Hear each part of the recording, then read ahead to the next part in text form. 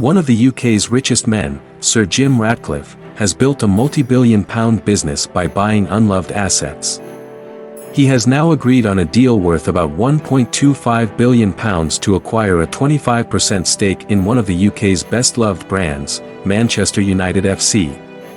United's men's team, 20-time English champions, are languishing in the Premier League and have been dumped out of other competitions this season under manager Erik ten Hag. But as a business, the club has always scored highly, boasting fans worldwide. The Ineos founder first expressed his interest in buying a stake in the club in January after the Glazer family said they were considering a sale. The Glazers have been criticized for their perceived lack of investment in the club, which has struggled since Sir Alex Ferguson retired in 2013. Before clinching the 2022-23 Carabao Cup, the club had yet to win a trophy since 2017. Until recently, Sir Jim faced a rival bid from Qatari banker Sheikh Jassim bin Hamad Al Thani. But he withdrew his offer, leaving the field clear for Sir Jim. Sir Jim is a boyhood United fan, born the son of a joiner in Failsworth, in Greater Manchester. Known for his tough negotiating stance, he was once called Dr. No by trade unions. Through buying up and turning around cast-off parts of other businesses, Sir Jim has built up a vast fortune, although estimates of his wealth vary. Forbes puts it at about $18 billion, £15.8 billion, whereas the Sunday Times Rich List, which has him as the second wealthiest person in the UK, says it's closer to £30 billion. From operations once owned by the likes of oil giant BP, Sir Jim created a company, Ineos, whose chemicals and raw materials go into nearly everything we touch every day. From 194 sites across 29 countries, Ineos generates sales of around £50 billion and employs more than 26,000 people. Its raw materials are used in everything from toiletries, medicines, and food packaging to mobile phones and furniture. Sir Jim has always been involved with chemicals and industry. After graduating with a degree in chemical engineering from the University of Birmingham in 1974, he spent several years at oil firms BP and Esso before joining the fabric and chemicals producer Courtaulds. Then, in 1989, he made a career-changing step into the world of private equity when he joined Advent International. It taught Sir Jim the cut and thrust of doing deals before he made the leap into co-owning a business himself based on what would become a well-worn strategy. He and fellow businessman John Hollowwood bought BP's chemicals division in Hythe near Southampton for £40 million in 1992. By 1994, it was valued at £100 million when it floated on the London Stock Exchange. The business, called Inspec, went on to acquire BP's specialty chemicals business in Antwerp, Belgium. Sir Jim then left to form his own firm, Ineos, in 1998, which bought the Belgian business for £89 million.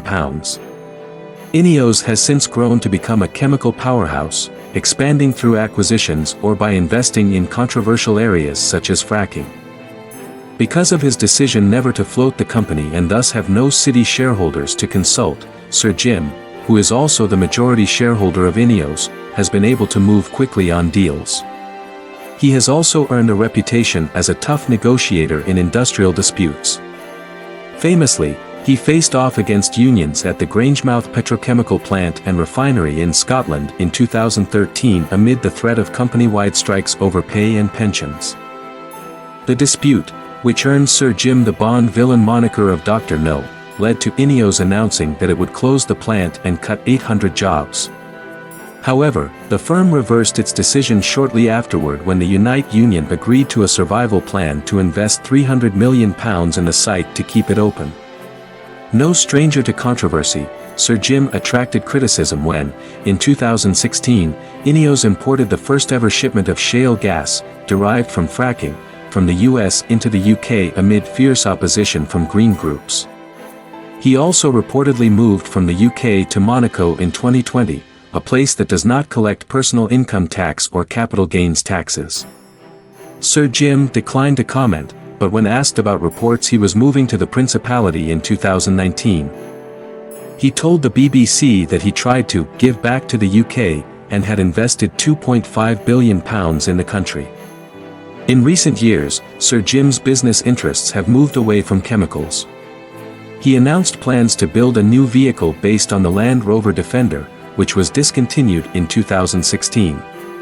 However, in 2020, Sir Jim, who was a Leave campaigner in the run-up to the Brexit referendum, said the new 4x4 vehicle would be built in France, ending hopes it would be made at a new plant in Wales.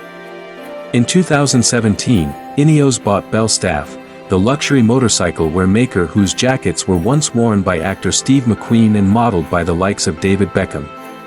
Ineos also has a partnership with the Mercedes F1 team.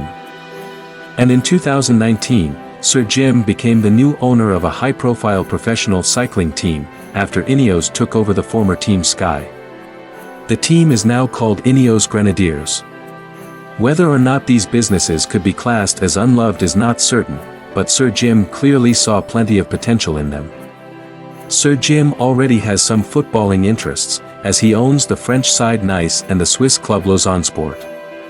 In May last year, Sir Jim made an unsuccessful £4.25 billion offer to buy Chelsea after owner Roman Abramovich put the London club up for sale. At the time, he told BBC Sport he was a Manchester United fan and the only reason he was not bidding for the Red Devils was because they were not for sale. That is obviously no longer the case. Under the deal announced on Christmas Eve, he is set to take control of United's football operations, alongside a minority stake.